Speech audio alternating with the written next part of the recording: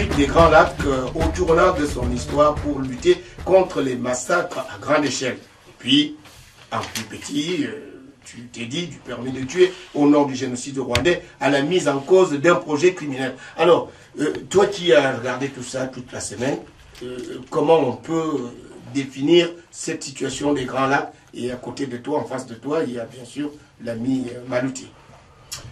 Bonjour Zachary et bonjour à tous les auditeurs de la radio Occitania. Effectivement, et depuis au moins un an, nous avons essayé de décortiquer la situation politique sur le continent. Et il se trouve qu'en réalité, pendant ce moment, il y a d'autres actualités politiques qui ont éclipsé en fait cette situation dramatique qui se passe dans la région de Grand Lac. À savoir quand même qu'après le génocide rwandais qui a emporté environ 1 million d'habitants, il y a eu d'autres massacres à grande échelle qui se sont multipliés dans la sous-région, jusqu'à même à l'heure actuelle, en fait, à l'est du Congo. Dans ces circonstances-là, nous avons essayé, dans le cadre de notre association Négropolis Info, de revenir sur la situation, après avoir traité d'autres sujets comme le Mali, et maintenant, tout dernièrement, la Centrafrique. Nous revenons dans notre région de Grand Lac pour encore une fois décortiquer la situation et surtout son évolution actuelle, parce qu'il s'oriente justement vers une bonne voie, parce qu'il est privilégié des négociations et des pourparlers à l'heure actuelle. Quel est le regard que tu poses sur la région des Grands Lacs aujourd'hui? Bonjour Zach l'Africain, bonjour Faustin et bonjour à tous les auditeurs des radios Occitania. Bon, par rapport aux Grands Lacs, parce qu'il y a des fois les gens ils n'arrivent pas à comprendre c'est quoi les Grands Lacs. Parce qu'il faut commencer par définir c'est quoi les Grands Lacs. Les Grands Lacs, si on prend les Grands Lacs, aujourd'hui on parle politiquement, on prend que les 4 pays. Voilà. Politiquement, on prend que les 4 pays, mais ce n'est pas géographique. Parce que si on veut prendre géographiquement, on va rajouter d'autres pays comme le Kenya, tout ça. Ils font partie aussi du lac Victoria et les autres lacs Tanganyika. Mais quand on prend que les 4 là, on voit que le problème c'est quoi? Depuis 1994, quand il y a eu la guerre du Rwanda, là il y a eu le génocide rwandais, il y a eu des morts. Bon, on le sait, personne ne peut dire le contraire. Les Rwandais, les Hutus, surtout c'est les Hutus qui ont fui les Rwandais pour aller en RDC. Avec quoi? Avec l'accord de la communauté internationale.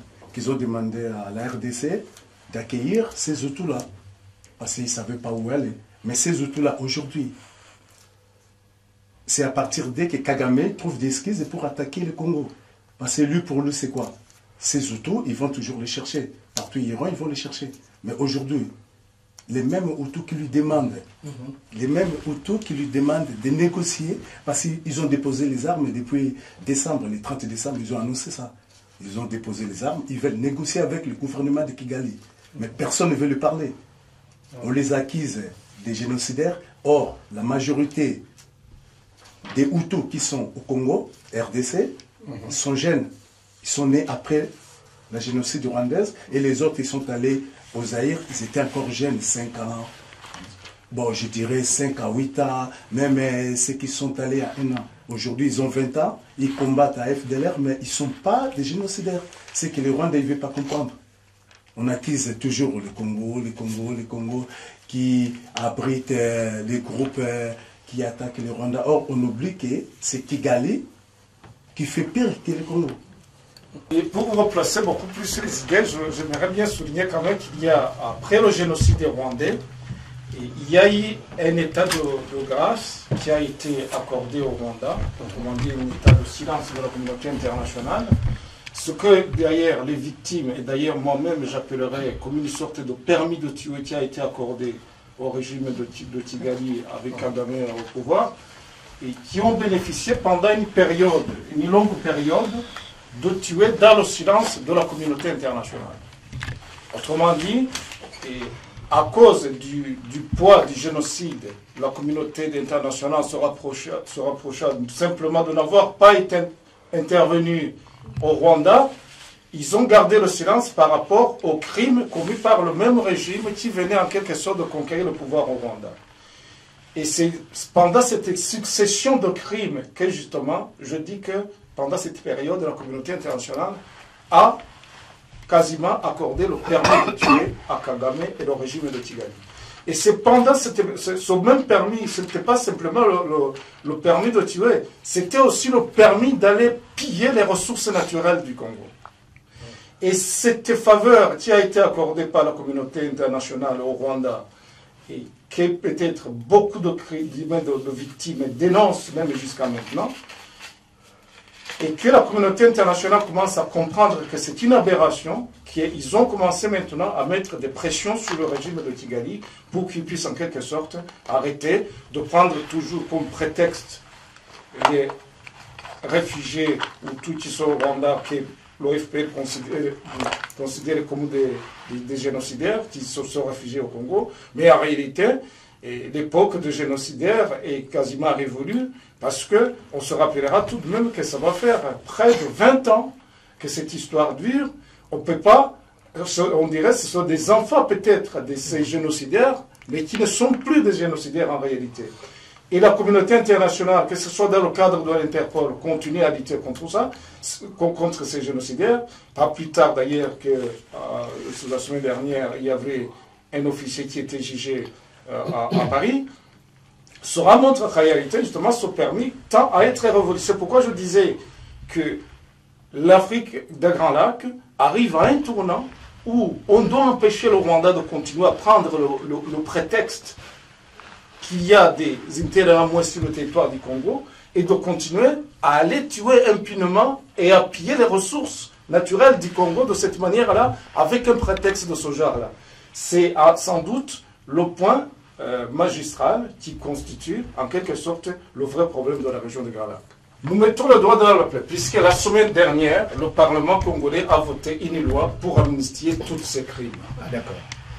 Pour moi, c'est une insulte à des millions de populations qui ont été tuées par ces armées successives et des rébellions successives.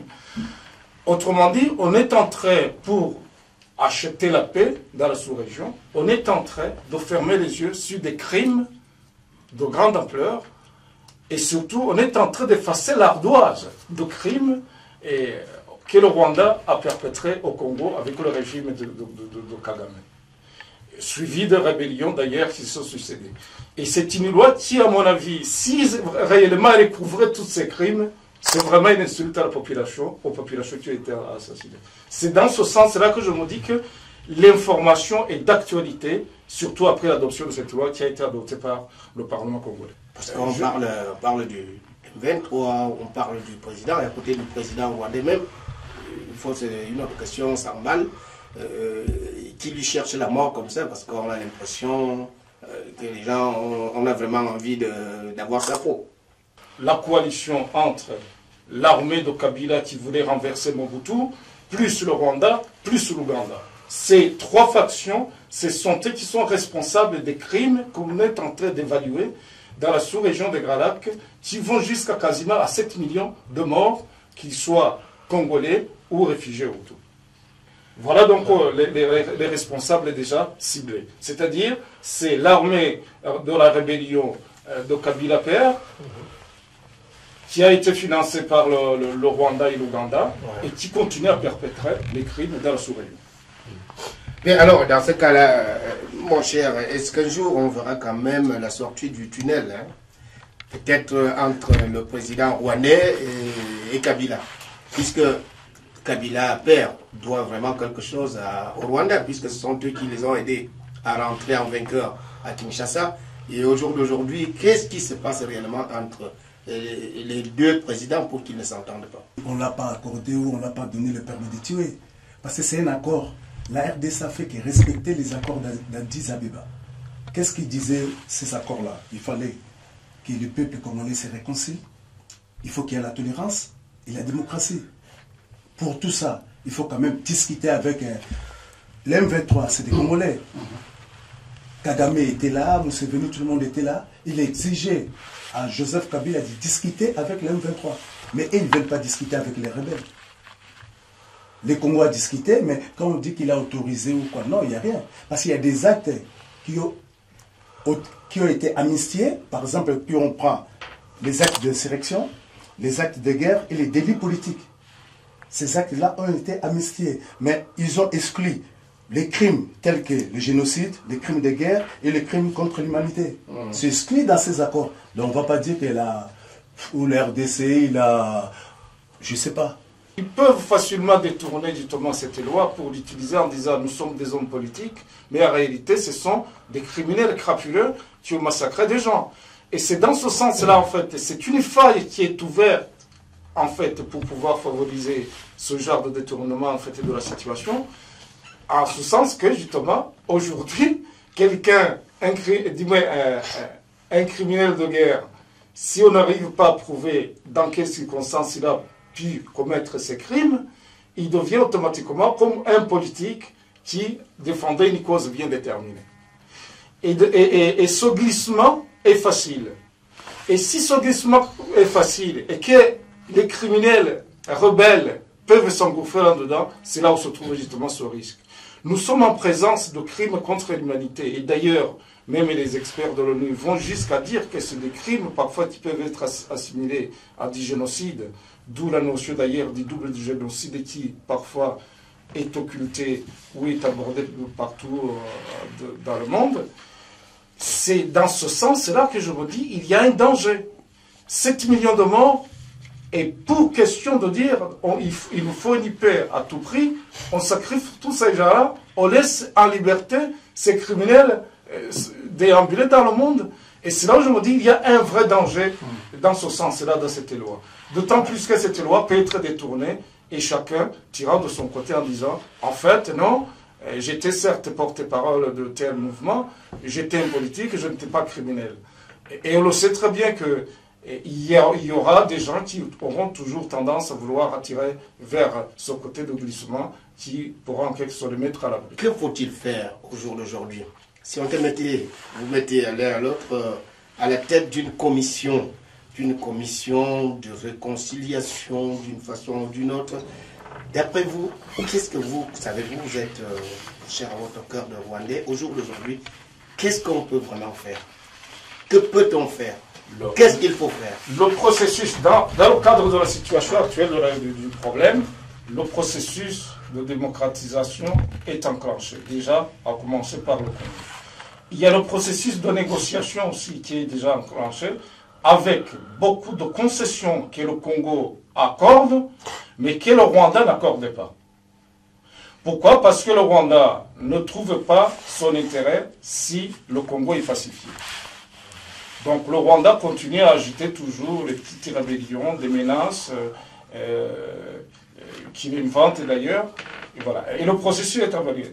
Les rebelles rwandais qui étaient sur le territoire du Congo ont annoncé déjà dès la semaine dernière qu'ils déposaient les armes, qu'il n'était plus question de créer une rébellion contre l'attaque du Rwanda.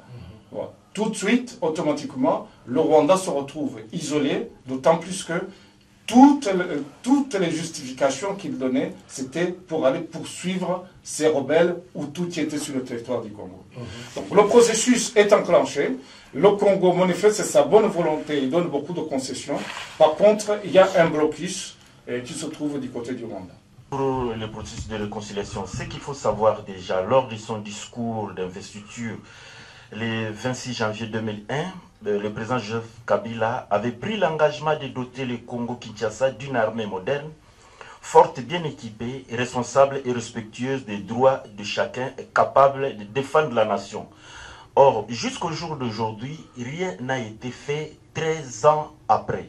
Donc cela veut dire que vouloir se représenter, quoi que ce soit, n'est plus possible. Donc je crois que l'obstacle au jour d'aujourd'hui pour la République démocratique du Congo, c'est le numéro 1 de cette nation. Il faut se poser d'abord la question de quelle manière ils sont arrivés en République démocratique du Congo et comment il a pris le pouvoir et qu'est-ce qui se passe. Si on arrive à résoudre ce problème, le Congo sera pacifié.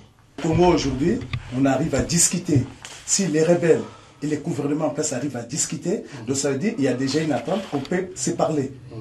Or, les autres pays, comme l'Ouganda et le Rwanda, ils ne veulent pas parler avec les rebelles.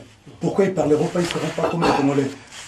Même s'il y a eu des morts, il y a eu, bon, soi-disant 7 millions, parce qu'on ne sait pas le nombre exact. Il y a des gens qui parlent de 6 millions, de 8 millions, de 10 millions. Mais vous voulez qu'on continue à tuer, il y a plus de morts, ou vaut mieux se réconcilier et se parler? Parce que pour les Congo, moi je trouve qu'on est en voie de la paix. Là, de toute façon, il y aura la paix. Parce que comme l'FDLR vient de déposer les armes, il y aura qui? Il va rester les ADF là de l'Ouganda et aussi feront pareil. Parce qu'ils ne voudront pas rester seuls. En plus, Museveni est prêt de discuter avec eux. Si les Rwandais aussi acceptaient de discuter avec ces rebelles-là, il n'y aura plus de problème à l'est du Congo. Sur ordre de Joseph Kabila, 220 miliciens Bakatakatanga, ils ont été transformés à la base de Kitona.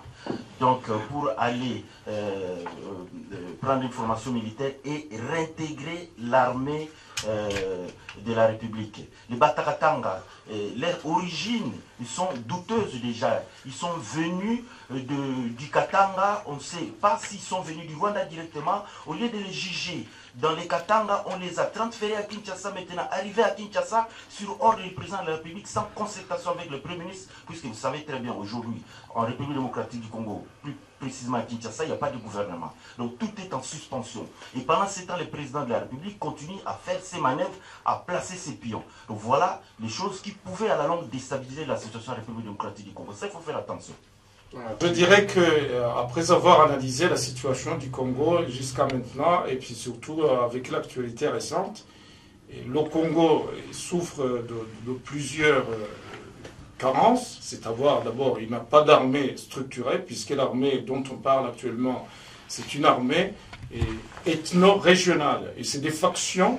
Je voudrais d'AFDL qui est venu du père Kabila, Tinianira Belio qui est venu, et puis l'ancienne armée de Mobutu, déjà qui ont été intégrés, et puis d'autres factions qu'on est en train d'intégrer de l'Est, et surtout bientôt qu'on va les amnistier de manière ou d'une autre. Donc le Congo n'a pas d'armée uniformisée qui pourrait en quelque sorte être solide et de pouvoir à faire face à une attaque comme du Rwanda d'une manière ou d'une autre. C'est un défi à relever. Le Congo a besoin de constituer une armée qui n'est pas basée sur l'ethnie ou sur la région. Donc ça, c'est la première chose que je soulève. Deuxième chose, le Congo est engagé sur la voie de la réconciliation intérieure, qui est une bonne voie. D'ailleurs, il suffit de voir même les gouvernements successifs, c'est multi-partis, voire même les Mobutistes, ils sont intégrés sans aucun problème. Oui. Ils sont sur la voie, donc une bonne voie de la réconciliation. Seulement, il reste toujours un grain de sable. Comment pourront-ils faire face à des guerres d'agression qui viendront du Rwanda si réellement ils n'ont pas d'armée solide et que le Rwanda n'est pas engagé sur cette voie justement de renoncer à des guerres d'agression avec des prétextes d'aller chercher les unités armées sur le territoire du Congo.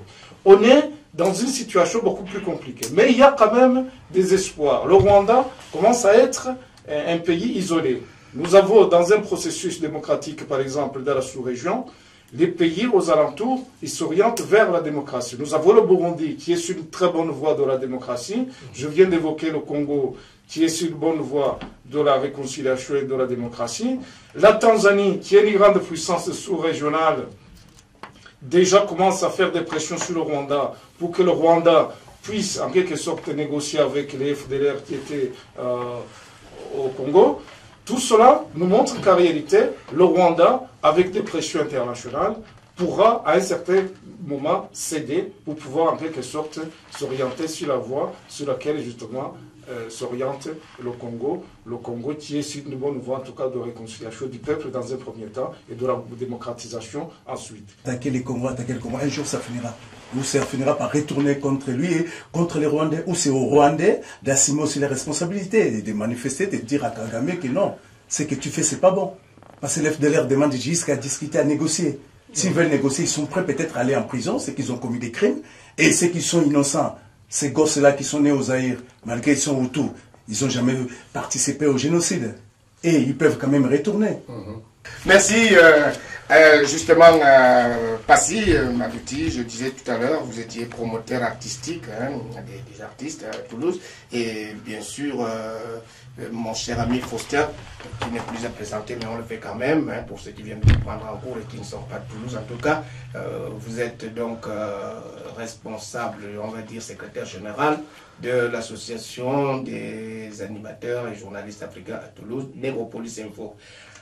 Nous avons posé les bases d'un débat élargi pour les jours à venir. Eh bien, tout ceci grâce à toi. Merci encore d'être venu, comme toujours. Et merci à toi, Malouti. Et à très bientôt. Merci, Zachary. Merci à toi. Merci à toi.